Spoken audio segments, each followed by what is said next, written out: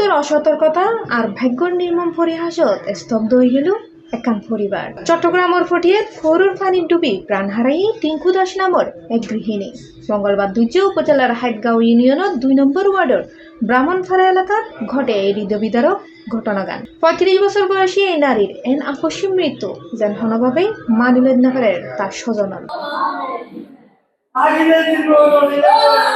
স্থানীয় পারিবারিক সূত্রে জানা গিয়ে নিহত টিঙ্কু দাস দীর্ঘদিন ধরেই মৃগী রোগে ভুগত আছে। প্রত্যেক দিনের মতো মঙ্গলবার দুর্য ও বাড়ির হাজ করতে আসিল ধারণা করার ফেরত তাহাকালীন হঠাৎ মৃগী রোগের তীব্র আক্রমণ শুরু হলেও ভারসাম্য হারাই হয়তো ফানিত পড়ে যায়। আসল জানা তাহিলেও রোগের কবলত পড়ে নিজের রক্ষা করিবার সুযোগ না পায় ও দীর্ঘক্ষণ নিখোঁজ থাকিবার ফলে ফেরত বাই উড়ে ওর মৃতর দেহ। তো ওর ভাই বিয়ে দিয়ে দিয়ে এটা পানির চুজি বলে হন তো পানির চুজিতে এখন মেডিকেল আননি তো মেডিকেল আননি আর এক নজর নাইব না বাবার তো জানাম পড়িব ইয়ে মারা গিয়ে আর গেলে 19 বিয়ে দিয়ে দিয়ে 2 বছর মতো পর তারা তো হয়তো পানির চুজি হয়তো অন্য পারে হ্যাঁ কিছু হইল না কিছু না হয় বোনে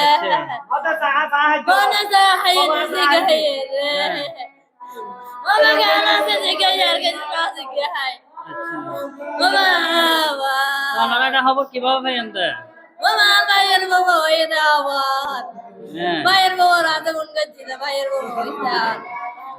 মেডিকেল ভর্তি করাইয়ে অত কথা এর মারা গিয়ে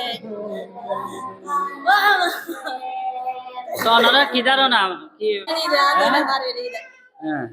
মনে মরেন না মাইবে না এর মা বহুত বরবাদ বারবার এর মা তারা বকে ইয়া পনে এর মা না করে এতে মারি দি পুলিশ তো মারি দি পুলিশ তো মারি দি দে এতে পুরি না তুলে দে ভালো হই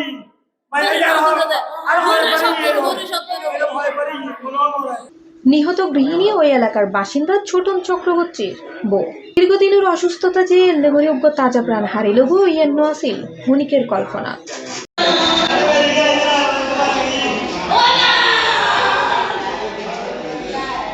C+ TV চট্টগ্রাম।